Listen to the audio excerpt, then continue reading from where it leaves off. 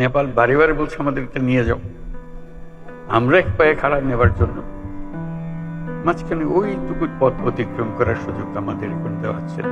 নেপালের যে অবস্থা, ভুটানের যে অবস্থা, নেপাল ভারতের সেভেন সিস্টারের একই অবস্থা। দুই পাশে দুই মহাশক্তি আমাদের, ভারত আর চীন।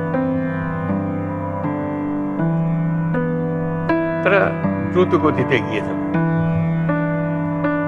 আমরা যেহেতু মাঝখানে আছি, আমাদেরকে ফেলে যেতে পারবে, তাদের বাতাসে আমরা উঠতে থাকি। সেই থেকেই আমার বদ্ধমূল ধারণা বাংলাদেশের ভবিষ্যৎ অতি চমৎকার, তার অবস্থানের কারণে। তখন দুই জায়ান্টের কথা বলেছিলাম, দুই মহাশক্তি। এখন আর দুই মহাশক্তির কথা বলি একই সঙ্গে, চার মহাশক্তি। আমাদের কি অপূর্ব সুযোগ! আমাদের সামনেই বিস্তীর্ণ মহাসাগর, আমাদের উপকূল ভূমি, সাগরের সঙ্গে আমাদের লাগোয়া উপকূল। এই একটা মস্ত বড় সুযোগ। পৃথিবীর দরজা আমাদের সামনে খোলা। আমরা দিন ব্যবহার করতে জানিনি। এখন যে মুহূর্তে এটার ব্যবহার শুরু করব, আমাদের অর্থনীতিকে লোহার দড়ি দিয়ে বেঁধে রাখতে পারবে।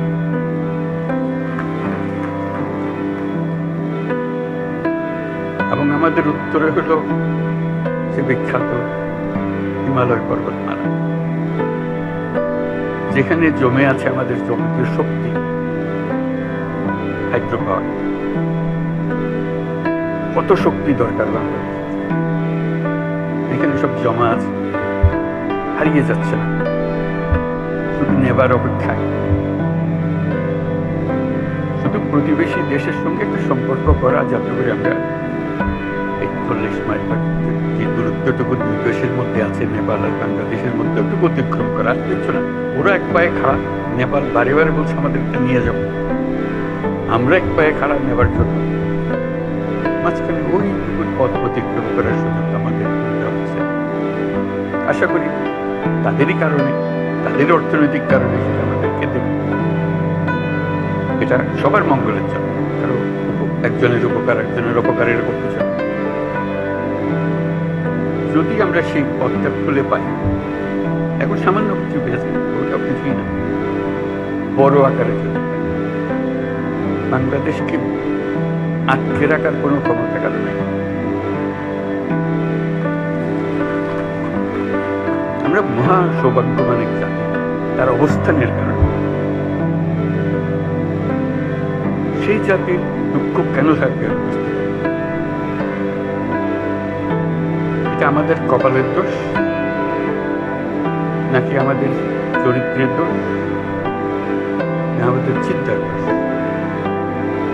যদি হয়ে থাকে, সেগুলো থেকে আমরা মুক্ত হই।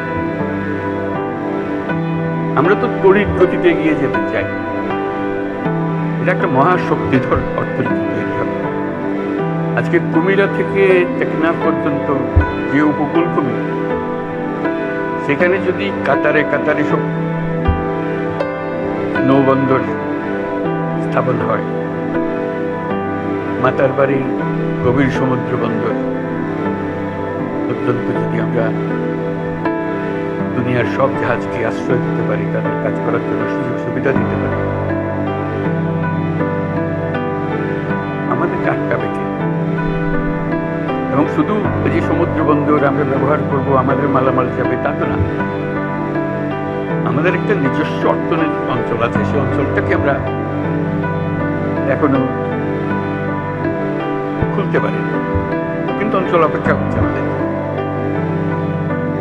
আমাদের অঞ্চল হলো, উত্তরে হলো নেপাল আমাদের অঞ্চল। নেপালের সৌভাগ্য, তারা হিমালয় পর্বতের পাদদেশে আছে।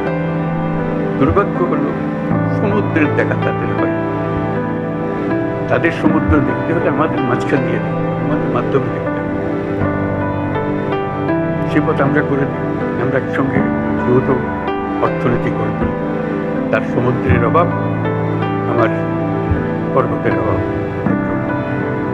দুই অভাব একসঙ্গে পূরণ করে দুজন ভুটান একই কাণ্ড, তারও সমুদ্র দর্শন হয় নাই। তাকে সমুদ্রে আসতে হলে আমাদের পথ দিয়ে আসতে হবে, আমরা তাকে স্বাগত জানাই। তেমনি ভারতের পূর্বাঞ্চল একই অবস্থা, নেপালের যে অবস্থা, ভুটানের যে অবস্থা, নেপাল ভারতের সেভেন সিস্টারের একই অবস্থা। তার সমুদ্র দর্শন তার হবে না। তার সঙ্গে আমরা যোগ দিয়ে একসঙ্গে এই অর্থনৈতিক অঞ্চল, আমাদের যে সমুদ্র বন্দর, তাদের মাল আনা নেওয়া করবে, আমাদের মাল আনা নেওয়া করবে, তাদের কাছে যাবে, তাদের অর্থনীতি আমাদের অর্থনীতি দুই একসঙ্গে থাকবে। তারাও খুব কষ্টের অবস্থায় আছে, তারা খুব ভালো অবস্থায় নেই। তারা এই সুযোগ পেলে তারাও আনন্দিত, তাদের ব্যবসা আমাদের ব্যবসা রমরমা ব্যবসা হবে, একসঙ্গে ব্যবসা হবে। এগুলো বললাম এই জন্য, আমরা ভবিষ্যৎ সম্বন্ধে অনেকটা হতাশাই ভুগি।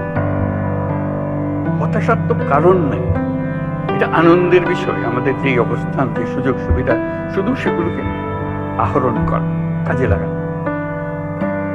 প্রক্রিয়া শুরু হয়েছে, এই প্রক্রিয়াকে জোরদার করা, যাতে করে আমরা এই অর্থনৈতিক অঞ্চল গড়ে তুলতে পারি। মালামাল সোজা চলে যাবে নেপালে, সোজা চলে যাবে ভুটানে, সোজা চলে যাবে সেভেন সিস্টার্স, তাদের মালামাল আমাদের মাঝখানে নিয়ে, আমাদের ব্যবসা তাদের ওখানে যাবে, তাদের ব্যবসা আমাদের এখানে আসবে। সেটাই তো হলো অর্থনীতি।